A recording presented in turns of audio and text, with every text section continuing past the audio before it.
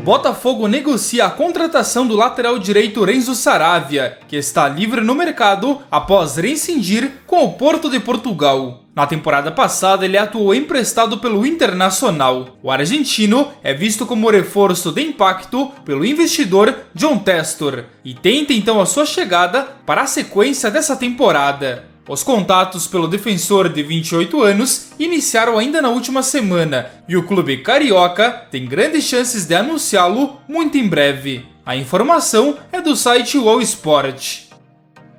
Na manhã desta quinta-feira, Júnior Moraes desembarcou no aeroporto de Guarulhos, em São Paulo. O atacante do Shakhtar Donetsk da Ucrânia viveu momentos de aflição lá no velho continente. O conflito contra a Rússia gerou ainda o risco dele ser convocado ao exército ucraniano, já que ele tem dupla cidadania, onde se naturalizou ucraniano, que está por lá há cerca de uma década. Hoje, então, o atacante chegou no Brasil e vai pensar com calma como será o seu futuro daqui para frente. O mais importante é que ele conseguiu sair de todo esse conflito.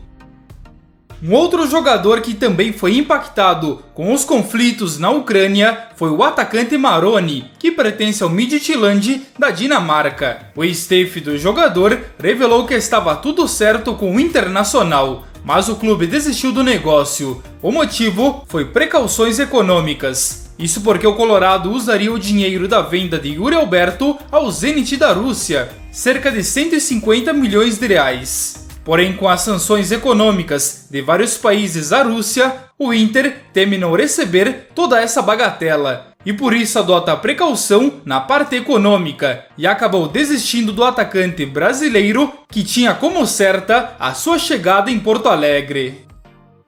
Outro jogador que está vindo ao Brasil é o zagueiro Pablo, que está do lado russo. O zagueiro de 30 anos pertence ao Lokomotiv Moscou da Rússia e já iniciou o processo de rescisão de contrato mediante os conflitos. Vendo que pode ficar livre no mercado, o Flamengo sinalizou interesse no defensor. Pablo e o novo técnico do Fla, Paulo Sousa, trabalharam juntos no Bordeaux da França e por lá ele foi titular absoluto do português. Com isso, o Flamengo monitora a situação, mas vê ele como ótima oportunidade no mercado e pode contratá-lo em breve, assim informa o portal GE.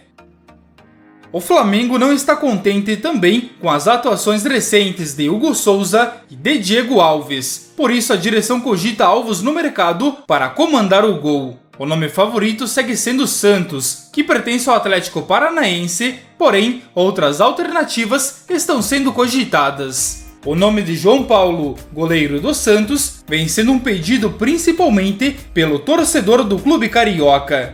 Vale destacar que o goleiro renovou recentemente o seu contrato com o Santos, válido até 2026, e segundo o site UOL Sport, a direção praiana só aceita o negócio por 8 milhões de euros, mais de 45 milhões de reais. Nesse caso, o Flamengo pensa em oferecer jogadores do plantel para abater uma parte dos valores, algo atraente para o Santos, que busca reforços pontuais para a sequência da temporada.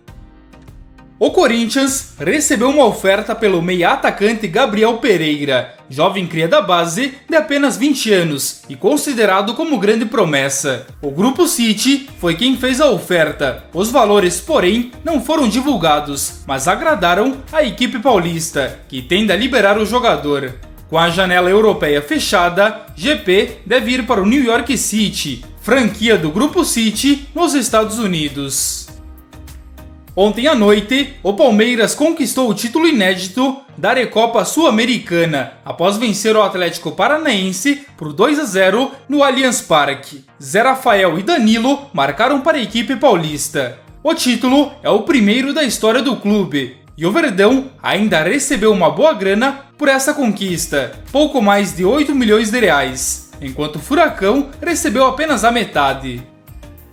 O projeto da Superliga Europeia pode voltar à tona. Em abril de 2021, o projeto saiu do papel e foi lançado para o mundo, com Florentino Pérez, presidente do Real Madrid, como presidente da competição.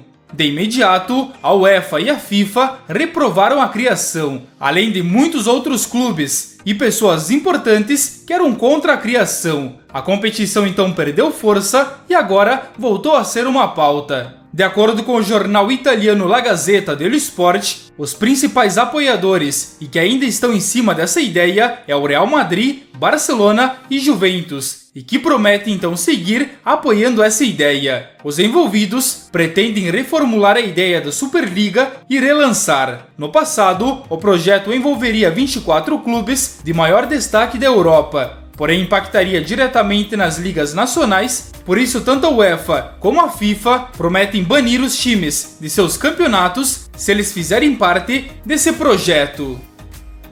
Quase 6 meses depois que foi demitido do Barcelona, Ronald Koeman quebrou o silêncio e falou sobre a situação no clube em que é ídolo. Em entrevista ao site Allgemeine Dagblad, o treinador mostrou suas mágoas com a sua saída. Abre aspas, não me deram o tempo que deram ao novo treinador, Xavi. Ainda me causa dor, eu estava trabalhando com muitos lesionados. Agora Pedri está de novo em forma, assim como Dembélé, e se pode ver tudo, disse o técnico.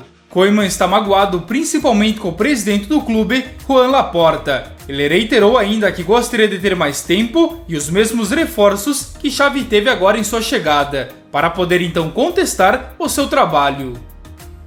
O diretor esportivo do PSG, o brasileiro Leonardo, concedeu nessa semana uma entrevista ao jornal francês L'Équipe. Ao ser questionado sobre Mbappé, o dirigente mostrou confiança pela renovação de contrato e afirmou que o atacante está cada vez mais propenso a ficar em Paris. Leonardo declarou que a permanência do francês não é financeira, e isso é a última coisa que vai ser discutida. São outros pontos que estão sendo alinhados. Ele negou também os valores especulados pela imprensa nos últimos dias de uma nova proposta, que era um salário anual de 50 milhões de euros e ainda um prêmio de luvas, na casa de 100 milhões de euros.